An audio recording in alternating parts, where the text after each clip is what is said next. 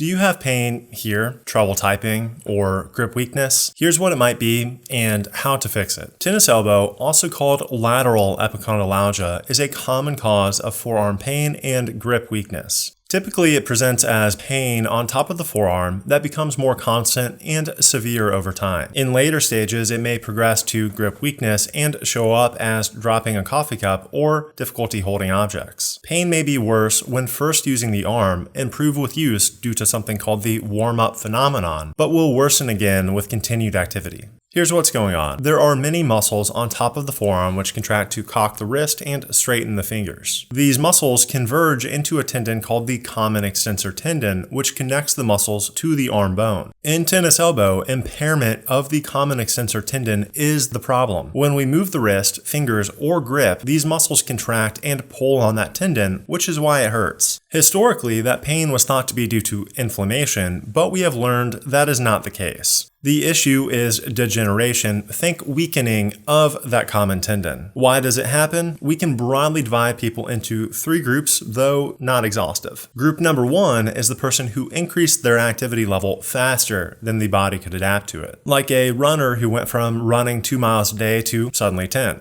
Or an inactive person who just became active. Group number 2 is the person who chronically does too much and does not give their body a chance to recover, like a high volume distance runner who never takes a day off. Group 3 is the sedentary person, and this is harder to understand. Basics are, with age, our body slowly loses ability to handle physical demand. Being active slows that rate of loss, but if inactive, it happens a lot faster. Eventually, we become deconditioned enough that simple tasks like gripping a coffee cup are more than the body is adapted to handling. Finally, overall health plays a role. Poor sleep, diet, obesity, diabetes, smoking, etc. make us more susceptible to the problem. People know this and get tired of hearing it, but it's worth pointing out because it means you have many other ways to improve your condition. Likely, your biggest question is how long will it take to get better? It varies by the person, but we have a lot of research on this. 9 out of 10 people will have recovered by 1 year from symptoms starting. Most improvement happens fairly quickly the first 3 to 6 months, regardless of what treatment we pursue. From months 6 to 12, speed of recovery slows and begins to plateau. It is still happening, but it's slow and might be hard to notice. Let's emphasize, everything I have said is a matter of months, not weeks. You should expect recovery to take months and full recovery up to around 1 year. We also have data indicating our prognosis is worse if these factors are present. As for treatment, physical therapy is the primary option. Here's why PT and how to think about it. Big picture, our extensor tendon can only handle this level of force and load, but we are placing this amount on it with our life and activities. We can think of PT as focusing on 2 core goals. Number 1 is to scale back what we're doing in our daily life as needed to bring pain under control and give the tendon a chance to recover. This may mean using the arm less, working out with lighter weight, taking more typing breaks, etc. Goal number 2 is build up how much force the tendon can take before hurting. This is where PT exercises come in. Goal is raise the bar from here to here. It's slow, but eventually we get to where the tendon can tolerate this amount, above what our prior activities demanded, at which point we should be able to return to those activities with less or no pain. Here are the core exercises. First set is easiest and best for people with high pain levels as it places low levels of stress on the tendon. Both can be continued all through recovery. Second set is harder as it places much greater stress on the tendon. Pain is still our guide for determining difficulty level. Third set is hardest. Once to this level, we just continue increasing weight as needed and can continue this for weeks or months on end. If you want more exercises or a structured week-by-week program, then check out my phone app. Here is the set, rep, and difficulty scheme I would aim for. Pay special attention to pain level. We want to push as hard as we can, keeping pain below 3 to 4 out of 10, both during performance and 24 hours after, because sometimes pain is delayed. This is how we decide if an exercise is too hard and if it is appropriate to progress to harder ones. Two pieces of equipment may help recovery. Counterforce braces are the most well-known, though compression sleeves can be used to accomplish the same thing and are more comfortable. Data is mixed on these being effective. I don't have strong feelings either way. Because it's low cost and not invasive, I think it's fine to try. A second item I find helpful are wrist straps. This is mostly for manual laborers and weightlifters. These straps reduce your need to contract the affected muscles when gripping, so reduces the load on the common tendon, which can help reduce pain. Research does not indicate any equipment being necessary. It's a personal call. What about medications? Unfortunately, no medication can cure this. Medication's role is only to manage symptoms, not treat the condition. Ideally, we don't use any at all. Options are limited to NSAIDs like ibuprofen, naproxen, etc., or acetaminophen, which you know as Tylenol, or a combination of both. Opioids are not appropriate or used. Preference is for NSAIDs, and research